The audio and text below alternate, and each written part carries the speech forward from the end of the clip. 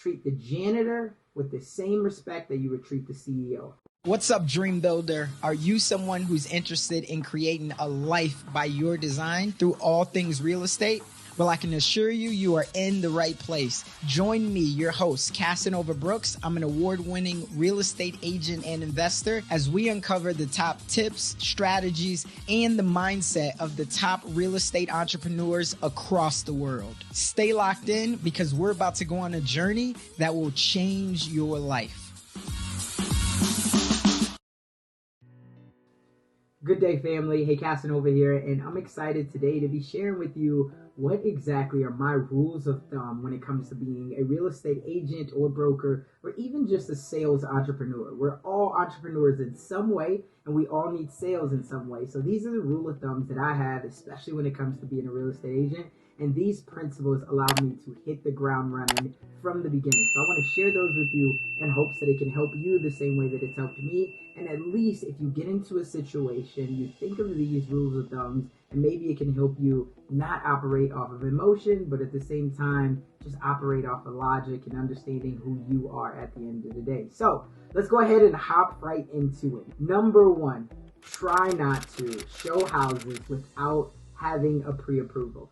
Now, if you're a buyer's agent and you love working with buyers, a lot of the times it can be very tough to ask someone, do they have a pre-approval? And to say, if you don't, I would not show you a house. But understand that at the end of the day, if you say yes to one person, you are essentially saying no to another.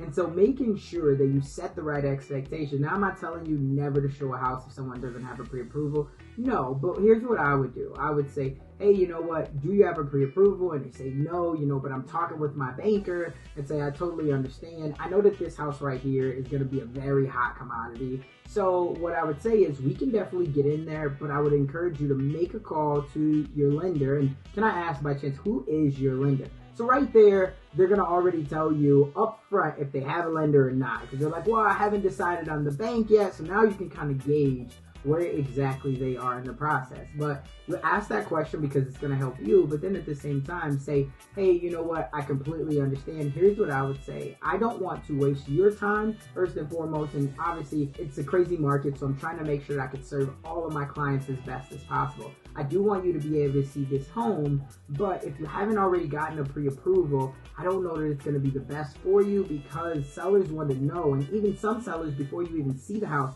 they want to know that you have a pre-approval. But also, if you love the home and you want to put in an offer, that difference that it could take for your lender to get you that pre-approval, which sometimes could take a day, if you don't have that up front, it could already knock you out of the races. So I would say that it's probably a better bet if we get the pre-approval up front, so then we know any house that we see on, one, that it's in our price range, because we wouldn't want to go look at a house and let's say the house is $350,000, but the pre-approval comes back for only $300,000. Now all of a sudden we have our hopes set on something that is not really realistic right now.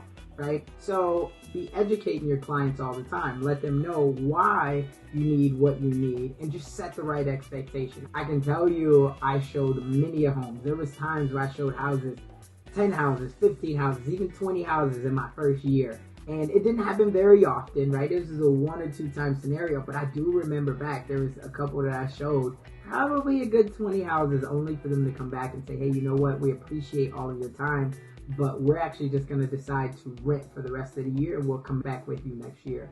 There's a lot that happens in a year. That could essentially be somebody who you've put a lot of time into it. You've tried to nurture the relationship, but it was all for nothing because you didn't protect yourself, protect your own time. So up front, that's what I would encourage you to do. Make sure that this buyer has a pre-approval, because I'll tell you something else that I learned early on is there is no such thing as a motivated buyer.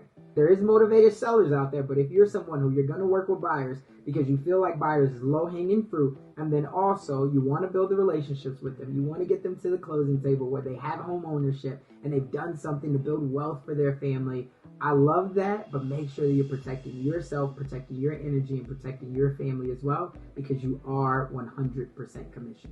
So, carrying on. Number 2, make sure that you map out your day every single day. When you get up in the morning, have 2 to 3 action items that you want to take on this day. And hopefully one of those 3, it really should be the first thing, but one of the three needs to be prospecting. Now, I don't care how you prospect, whether that means you're going to go door knocking, whether that means you're going to make 10 outreach contacts through social media, whether that means that you're going to send mailing flyers, whether that means you're going to go Facebook Live, whatever it is, but you have to be prospecting. You have to ask yourself, what am I doing today that is an RGA? What is RGA? Revenue generating activity, right? Simply put, what am I doing to make money today? Because understand that the prospecting that you do today is really for 30, 60, 90 days from now. Even if you find that client that says, yes, I want to buy a home today, it's probably going to take you a couple days, maybe a couple weeks to find the property that they love. But then at the same time, it's going to take you 30 to 45 days, depending on the lender, to find that home and get it closed. Right? So be thinking about that every single day. The prospecting that I'm doing today is for 30 to 60 to 90 days from now. And that'll get you in the motion of understanding that it is a long-term game. When I first got into the business, I was trying to prospect every single day. Now, I was prospecting in a way that was comfortable for me. So a pro tip is figure out what is the thing that's most comfortable for you. If you're not somebody who loves to be on the phones, that's totally okay. Maybe that means that you need to get to a networking event. Maybe that means that you need to be in a mastermind group. Maybe that means that you need to be reaching out to your sphere via text message or through Instagram or LinkedIn and saying, hey, you know what, the market is going crazy. I've just got a couple buyers under contract. I wanted to see, do you know anyone who I could help buy, sell, or invest? So be thinking of those things as well, but you have to be prospecting every single day. The other thing is, are you exercising? Can you put it on your calendar for 30 minutes out of the day that you need to do some type of exercise? If you can, then that's going to help you to jog your memory, right? And the times where things get really, stale. We all get to that point where it's like, oh my God, like, I don't know what to do next. Well, if you get out, you work out, right? You go on a walk, you remove yourself from a situation, you can come back. Now your mind's going back racing again. So that would be the second thing that I would say. Make sure that you're prospecting, make sure that you're working out. And then at the same time, making sure that you're educating yourself every single day on something. Can you listen to an audiobook for 15 minutes? You absolutely can. Can you listen to a podcast for 15 minutes? Can you do something to consume where you want to go, not just where you currently are? Let me say that again. Like, can you do something that consumes where you want to go, that you're always painting the vision in your mind, that you have the mission in your mind, the purpose, the why in your mind, because that'll keep you going through on the tough days. And every single day will not be a perfect one. So be thinking about that, but you have to map out your day. What are 2 to 3 action items that I can take today to get me to where I want to be further and even faster? But if we don't know where we're going, if we don't map it out, whether that's in your phone, whether that's on a piece of paper, then you won't know where you're going. And then that just causes frustration and lack of clarity. So that's what I would say. Number 2, map out your day. Definitely a rule of thumb. Number 3, understanding that it's always has to be relationships over transactions.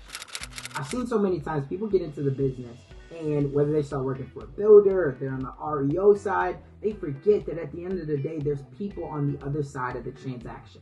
Whether that means a buyer, a seller, an agent, a loan officer, and they stop thinking that, hey, I'm in this for the long term. They start thinking about my commission check. They have a short-term motivation or a short-term logic versus long-term. I can't tell you how many times that my business has continued to grow now because I was willing to sacrifice and lose on the front end to gain so much more on the back end. When you get into the real estate game, everything is about relationships.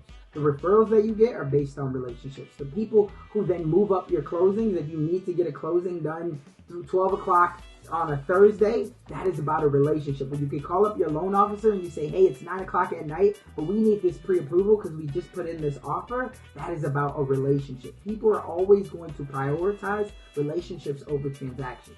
Yes, there's going to be times where you might have to invest into the deal $250 for a washer or a dryer, but at the end of the day, did you care about the relationship? If you did, then you'll probably get even more than that on the back end. But again, it's the soil that we continue to water that then gives us, at the end of the day, the big trees.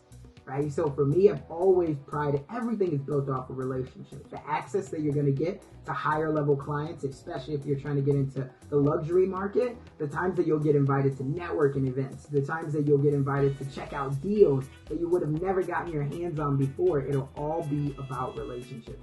So my goal for you to understand that it's always relationships. People don't care about what you know. They don't even necessarily care about who you know. More importantly, they care about who knows you, because that means that you have credibility, and it's relationships all day long. That credibility really holds weight to being able to get you to the next deal, to where you don't always have to chase the rabbit. So relationships over transactions. Number 4, removing your emotions from the deal. Now, this was something that was very tough for me in the beginning. It was very hard. And the reason being is because I'm always so optimistic that I can help everyone, that I can sell everyone, that I can get them to see the light or the bigger picture. But the reality of it is that's not always the case. And so when you remove your emotion from it, I always say, like, I try not to wear my heart on my sleeve. And if it wouldn't matter 5 years from now, I can't let it matter 5 minutes from now. Now, I know that's very tough, but what you have to ask yourself is, again, at the end of the day, who am I? Who am I? And if you say, hey, I am, and again, that was the key point in the saying I am, right? I am a logical real estate agent. I am a great real estate agent. Well, then you're going to ask yourself, well, what would a great real estate agent do? What would a great real estate broker do? What would a great salesperson do? What would somebody who always stays triple C, cool, calm, collected, what would they do? Right? And so a lot of the times, if you just take a step back, you take a couple deep breaths and you say, listen, this is not the end of the world. No matter what, if I can show the value that I bring to this transaction, even though I lose a little bit on the front end, but I can show the value that I brought to the transaction, someone in that transaction, or someone that's seeing how the transaction is unfolding, and if you take ownership in it, hey, you know what? I think that I could have did some things better. And I understand that, and I appreciate you for sticking with me. Here is how I'm going to make this situation better. I'm going to give up a little bit of my commission. Maybe that's not what you have to do. You know, I am going to pay for the washer and dryer. Maybe that's not what you have to do.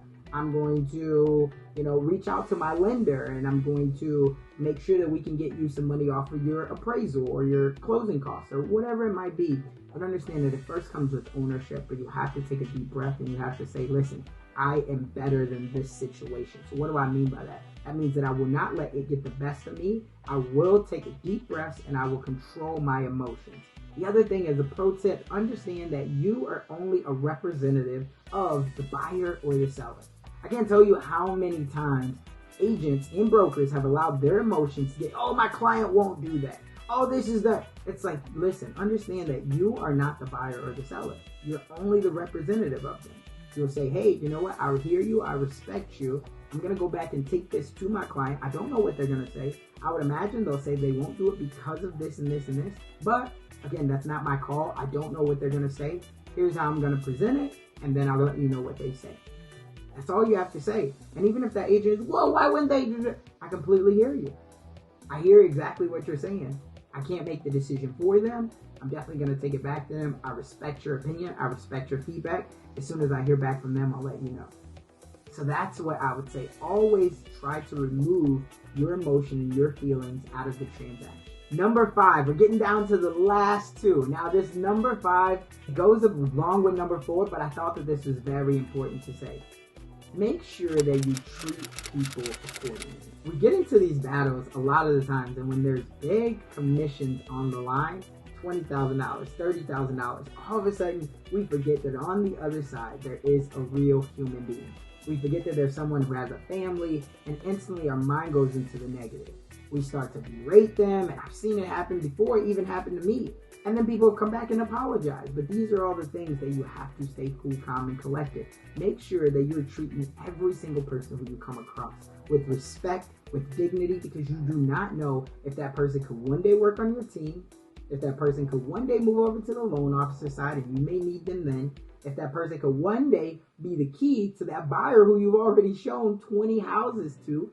That person is now the listing agent, and now you want them to accept your offer, and they remember the way that you treated them before. Maybe it was a seller who then dodged you, went behind your back, sold another property, but now they have $1 million home, and they want you to sell because they feel in such remorse and they're willing to do everything to make it right. But again, the way that you treated them makes them not even want to go back to you. There's so many scenarios. But for me, I've always tried to make sure that I treat people with respect, dignity, and bring my best energy. I always try to make sure that I could serve someone else so they know that at the end of the day, Casanova is a great human being. He's a father, he's a lover, he's a husband, and he's a great guy, and he's somebody who I want to be associated with. So my call to you is to make sure that you treat everybody with respect. Treat the janitor with the same respect that you would treat the CEO. I think that's the best way to put it. And think about it at the end of the day, that person might just be hurt. They might already be hurt. That's why they're lashing out at you. And the one thing that we do know is hurt people, right? So if they're already hurt, maybe it's just, hey, I understand that you're hurt. I'm going to allow you to take some time to breathe. We'll reconnect about this tomorrow, next week, whenever we get a chance. So think about that. Always treat everyone with respect, dignity, and even if they don't treat you that way, don't allow yourself to stoop down to their level. Now, number 6. This is one that, again, I think that is very, very important. We haven't touched on this yet, so I'm excited. This is last but definitely not least. Make sure that you budget accordingly. Now, when I first got into the business, I can tell you, I didn't know anything for the first 6 months. I really didn't. But luckily enough for me, a good buddy who told me, you want to put away at least 30% of all of your commission so you can save for taxes, right? And he was a CPA, and so that really helped me a lot. Now, he wasn't my CPA at the time, but this was through networking. He was trying to get my business, and I was like, oh man, and I respected that. And I'd already had a different buddy who I was going to be going with, but at the time my head was down. Long story short, he did give me that nugget, and I took that nugget and I started to put away that 30%. Well, then when I got to the end of my first year and I had to pay out those taxes, right, I already had over $30,000 just sitting in an account waiting for taxes, right? And so here's what I would tell you. Make sure that you budget accordingly. Now, I'm not telling you have to put 30% aside, and talk to a CPA or a tax professional, because everybody will have different rules. You don't have to. You can do 10%, 15%.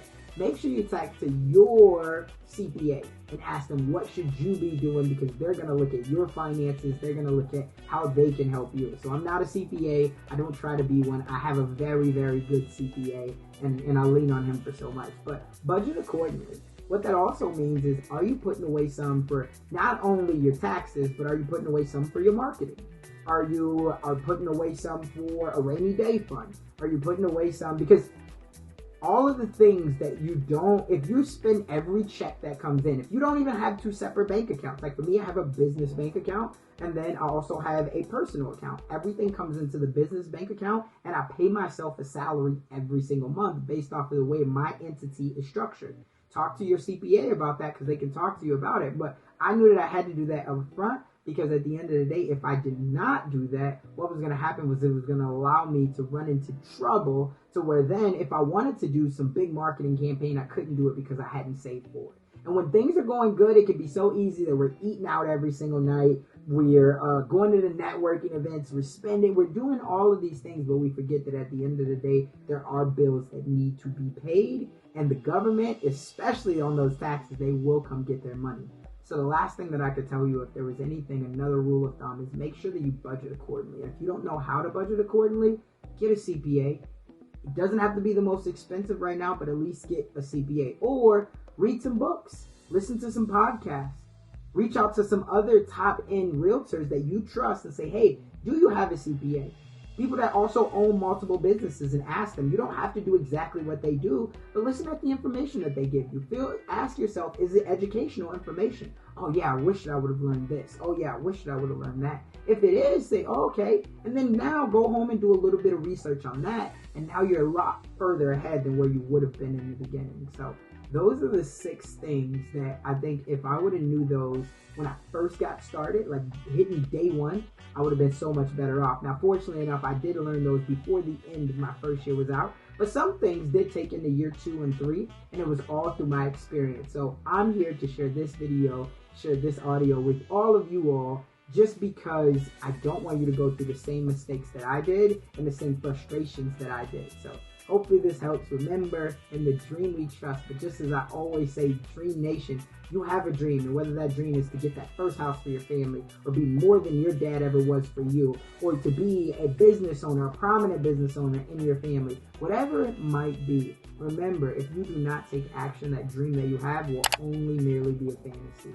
Hopefully this helped you. If you have any other thoughts, what are some of the things, that's what I'm curious to know, what are some of the things that you guys learned in your first couple years in real estate or even in sales that these became your rule of thumb? That if I didn't mention them, I definitely want to hear. Or what are the things that you're going to implement? So I appreciate you all. Thank you for watching. If you like this, go ahead and smash that like button and just let me know if I'm giving value to you all. And if so, I'll continue to bring these types of videos. So in the dream we trust, I appreciate you all. Take action.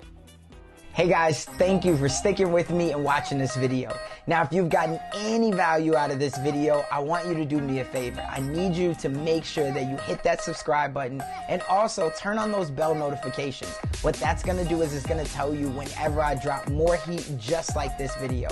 And make sure that you hit that like button, because that's gonna let the YouTube gods know that more people need to be seeing this video. I appreciate you watching, and as a token of my appreciation, I dropped a couple more videos for you to take a look at in the meantime until I drop more heat. Remember, in the dream we trust, but you've got to take action. Otherwise, that dream that you have will only merely be a fantasy. I'll catch you